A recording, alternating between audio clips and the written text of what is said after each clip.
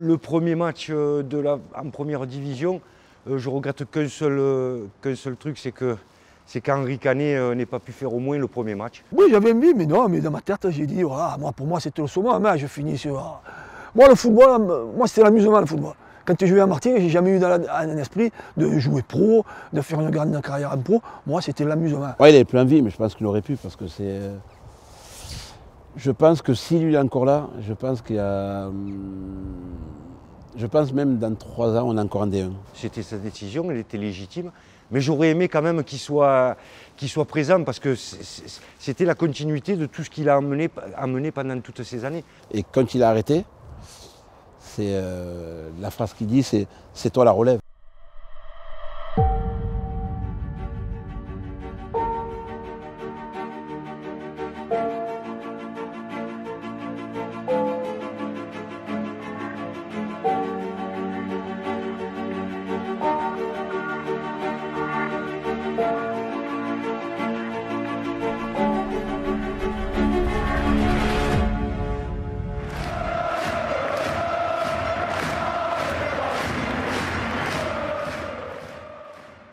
Le premier match que je fais ici, c'est avec la D1, parce que le problème, c'est que la D2, on joue match de Coupe de Provence avec la réserve. Et sur le premier ballon, je pars, je prends une tacle par derrière et je me fais une fracture du péroné. Donc saison terminée? Saison terminée. Et bon là, l'angoisse parce que j'étais avec les pros, je me blesse au bout de 2 mois. On avait un docteur, je crois que c'est le plus fort que j'ai vu.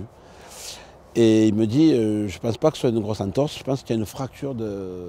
Et là, fracture, c'est la fin du monde, cassé. Et il me dit, c'est mieux que ce soit une fracture. Et j'ai dit, bon, lui, il n'est pas bon, ce docteur, il est fou.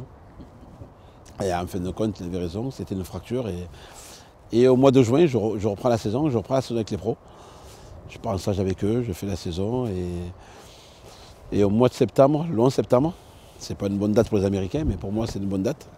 Le 11 septembre, on joue ici, contre Auxerre, et je pars m'échauffer. Et là, Saramagna, il m'appelle, et de là à là, je crois que ça dure moins de 3 quarts d'heure, la pression, tout qui me monte dans la tête. Alors c'est bizarre, je voyais tous les joueurs costauds, grands costauds, c'était bizarre. Moi, j'étais pas costaud, maintenant je me suis rattrapé, mais c'est vrai que tous les joueurs étaient grands et costauds, et là, jouer contre ces joueurs-là, ça m'a impressionné.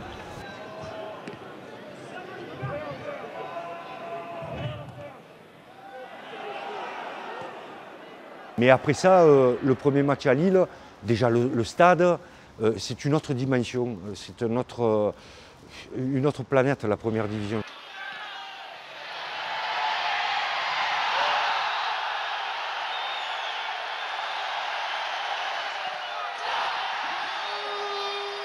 Comment s'intègrent justement les jeunes Martégots aux joueurs un peu plus âgés qui viennent d'ailleurs et aux joueurs qui viennent de l'extérieur? Ça se passe très bien, vu que c'est l'entraîneur qui faisait toujours un peu la liaison entre les nouveaux et les anciens. Nous, étant du club déjà, il n'y avait pas plus d'amour ou de trucs du club, ça n'avait rien à voir. C'était que l'intégration se faisait bien par rapport aux entraîneurs qu'on a eus. Et ça, c'est tout le bon d'un entraîneur en fait. Il faut qu'il soit là à faire la liaison entre tout le monde. Et tu nous dis 2 mots des différents entraîneurs? Alors, le premier Iverbe, je crois que c'est lui que je lui dois tout. Donc là, c'était bien. Après, il y a eu un tacticien hors pair, c'était Paul Orsatti, qui lui nous a fait monter d'un cran, je pense, le club a fait monter le club d'un cran dans la tactique. C'était un tacticien hors pair. Et après, Christian Saramagna,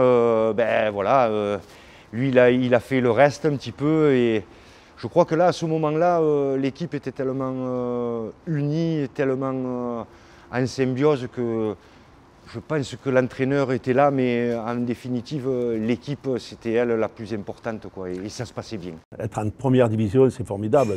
C'était un honneur, franchement, c'était quelque chose de beau. Tous les dimanches, tous les samedis, c'était la piste aux étoiles. Hein. Vous rencontrez des joueurs que vous voyez à la télé, de belles équipes, parce qu'on peut dire ce qu'on veut, mais quand Martigues était en D1, il y avait des équipes de valeur.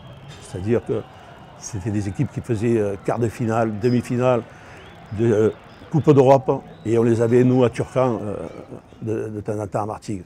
Quand vous avez l'équipe de Nantes avec des Carambeu, des Wedek, des Pedros, quand vous avez la JOCR avec Laurent Blanc, avec toute cette équipe qui font le seul doublé de leur histoire, c'est cette époque-là où on y est. Quel est le club en France auquel on pouvait prendre une référence? C'était un peu Auxerre, je veux dire. Par rapport à la ville. Moi, je trouvais la taille de la ville, je veux dire, la manière, mais... Sauf qu'à Auxerre, c'est Bourgoin, Martigues, c'était plutôt la municipalité.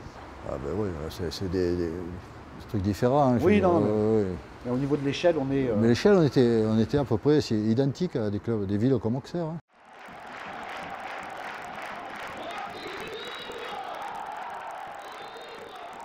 Ben, c'est un apprentissage, enfin on le voit bien, hein, tous les clubs qui accèdent au plus haut niveau ont forcément des débuts difficiles, on apprend beaucoup de choses, ça va beaucoup plus vite. L'équipe de deuxième division a été maintenue dans sa majorité, on va dire, même si on a eu un peu de recrutement de l'extérieur, mais le temps que tout ça prenne, que nous apprenions un peu ce qu'étaient les exigences de ce niveau-là, ben, ça met du temps, et puis le temps à ce niveau-là, ça ne pardonne pas. Il y a quand même eu des sacrés matchs. Oui, ben, j'espère qu'en tout cas, enfin, les gens et les spectateurs s'en rappellent. Et voilà, après moi, enfin, je ne vais pas dire que j'ai oublié, j'ai pas un flash précis, mais voilà, c'est tout ce qu'on a pu connaître durant ces 3 saisons, ces stades un petit peu, enfin voilà, quand vous allez au parc, quand vous allez à Geoffroy Guichard, enfin à Bollard avec des... Et c'est quoi ce but de fou là que nous marque Maurice Bouquet? Contre Paris.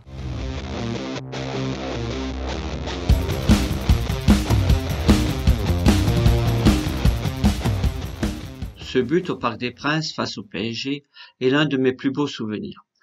Après une perte de balle de Laurent Fournier, je récupère le ballon aux 35 mètres. Je frappe instinctivement et cette frappe va se loger sous la transversale de Bernard Lama.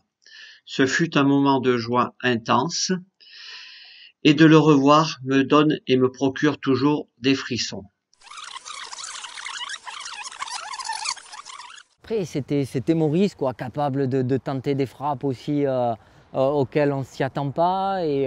Et puis voilà, et puis des fois ça marche, et puis ça reste dans les mémoires des gens. Il paraît que Lama s'en souvient encore. Ah ben, tant mieux, s'il se rappelle de nous, c'est déjà une bonne chose. On m'en parle encore, et je constate que c'est un fait important de ma carrière. Il restera toujours un des plus beaux souvenirs. Merci à vous tous. Belle fête à vous.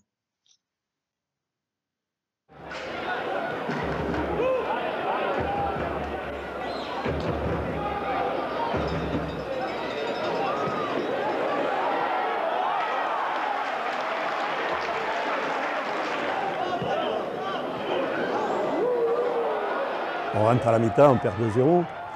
Et là, le coach René Exbria nous dit, enfin, il dit aux gars, écoutez les gars, on va reprendre, on va essayer de ne pas prendre de but. Et après, si on arrive à mettre un but, on essaiera de les faire douter. Et on va les faire douter. Malheureusement, on prend un 3e but pratiquement à la 50e minute, quoi.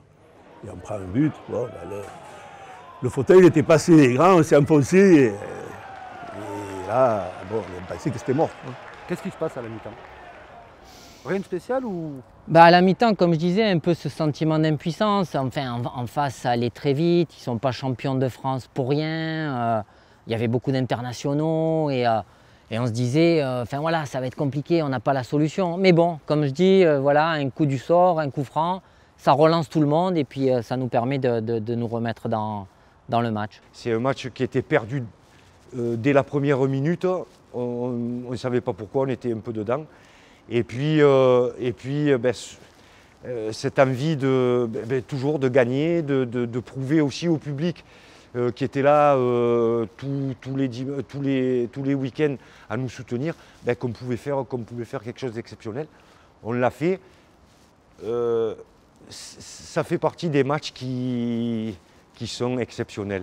Je vois Ali, je vois tous ces mecs-là, Tolo, Kolo, et les mecs qui parlent, et ils sont, je sais pas, ils sont sûrs d'eux qui peuvent le faire. Si on met un peu plus d'impact, un peu plus d'intensité, les fautes, Ali dit s'il y a un coup franc, je vous le mets. Et puis il y a eu ce vent de folie sur Turcan, et un monsieur, d'un coup, qui a sorti sa baguette magique, c'était Ali Benarbia. Il avait fait un match extraordinaire. Et on est revenu au score à 2-1. Le but qui change tout, il est inscrit à la 65e minute. Ouvrez bien vos mirettes car il vaut le déplacement. Le centre est de Bouissé, la reprise est signée Tolo qui fusille Marot. Nantes est alors complètement submergé, dépassé, à l'image de son gardien qui se déchire bien comme il faut, mais Benarbia enlève trop son tir. Ah, c'est énorme, je me rappelle, il y a Casagrande qui sort du banc et qui va s'échauffer.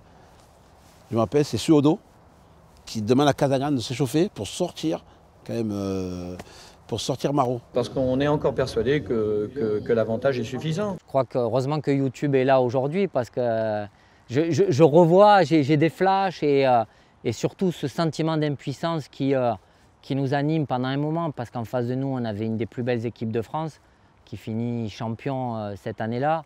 Je crois que voilà, c'était très très compliqué. Et il y a un coup franc et Ali met ce premier but.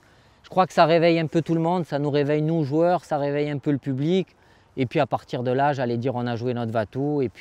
Et c'est eux qu'on a senti pour le coup fébriles. Et c'était déjà très fort de notre part de les rendre fébriles parce que cette équipe était vraiment très très très très forte. 3-2, Nantes à la tête sous l'eau, Martigues pousse, se jette sur tous les ballons. Le public survolté sent que l'égalisation est toute proche. Tolo lobe Marot, le ballon va rentrer. Non, le poteau retarde cette égalisation qui arrive à 8 minutes de la fin. L'arbitre, M. Chéron, accorde un coup franc à Martigues. Benarbia va-t-il le remettre du même côté? La réponse est oui, d'autant que Marot semble plus spectateur que joueur.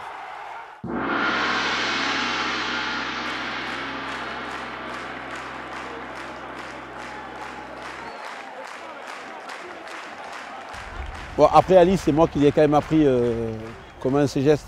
Oui, je vais lui envoyer d'ailleurs. Ouais, parce que je ramassais ces ballons qu'il mettait au-dessus. Il était vraiment fort Ali au coup franc. Oh là là. Il réussissait pas à me battre, mais il était vraiment fort. Je crois que si je ne me trompe pas, sur la deuxième, il était là, la surface doit être là. Et il est sûr de lui quand même. Et Marot qui se met là-bas, il est sûr de lui. Et il met une feuille morte là. Ah, mais c'est exceptionnel. Mais c'était un jour exceptionnel. Ouais, avec des joueurs exceptionnels. Et un club exceptionnel parce que c'était un club, voilà. Il y avait tout d'exceptionnel. Est-ce que le club a grandi de se retrouver tous les samedis ou des fois 2 fois par semaine à Gerland, à Auxerre, à Bordeaux, à Paris? Ça l'a fait grandir aussi. Ben oui, ça a permis, même aux dirigeants, je pense, ça a permis de voir autre chose. Le travail dans les autres clubs. Nous les joueurs, on a vu que pour certains qui ne connaissaient pas la D1, ben, c'était quoi la D1 par rapport à la D2. Des joueurs qui venaient, nous on a eu des joueurs qui sont venus de la D1 qui nous ont apporté quand même leur expérience. Non, il y avait beaucoup de choses, ça a beaucoup servi. Ça a servi au club sur beaucoup de choses, ça a permis au club de grandir. Ouais. Au revoir Fred. Allez, au revoir. Et amitié à Montpellier.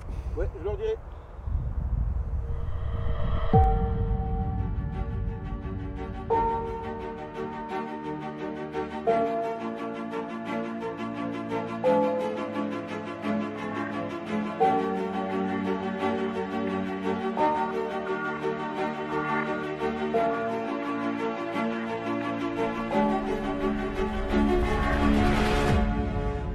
La plus belle saison, c'est avec René Exbraya. C'est avec René Exbraya. Donc voilà, alors après, encore une fois, ça a été une année fantastique et derrière ces changements et on n'a pas su peut-être recréer cette osmose avec peut-être des joueurs de moins bonne qualité aussi, on ne va pas se le cacher.